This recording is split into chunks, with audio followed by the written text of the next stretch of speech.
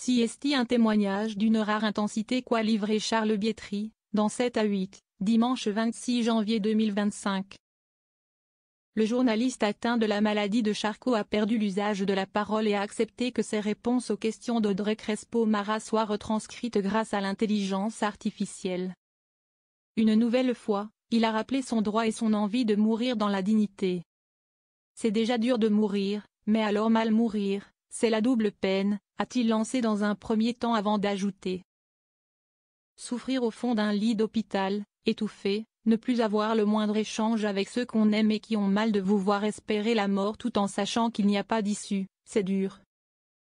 Aujourd'hui, le journaliste ne peut plus parler, et éprouve de grandes difficultés à se déplacer. Manger lui est également difficile. Charles Bietri, aller me suicider en Suisse n'est pas le rêve de ma fin de vie. Quand on entend sur les plateaux de télévision celles et ceux qui militent contre nous qui voulons partir dans la dignité ou tout simplement choisir en toute liberté, c'est abject. Une loi donnera de la sérénité dans la liberté, a-t-il encore déclaré. J'attends que les députés votent cette loi à l'unanimité et que je puisse attendre la mort tranquillement sans être un boulet pour les miens. Avant d'entrevoir l'espoir de cette loi, il s'était dit qu'il irait en Suisse, où la mort assistée est légale. Seulement, il aimerait pouvoir l'éviter. Aller me suicider en Suisse n'est pas le rêve de ma fin de vie. Des médecins inconnus, avaler moi-même l'ultime cachet et savoir que ma femme et mes 2 enfants vont rentrer en France avec l'urne funéraire dans le coffre.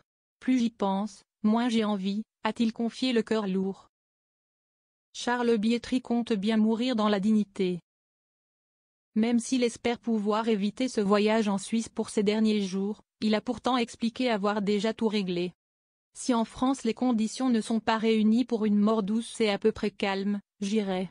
Tous les papiers sont signés, le cercle de famille est d'accord. Jusqu'à son dernier souffle, il pourra compter sur sa femme, présente auprès de lui depuis 45 ans. On rira jusqu'au bout, a-t-il lancé en la regardant.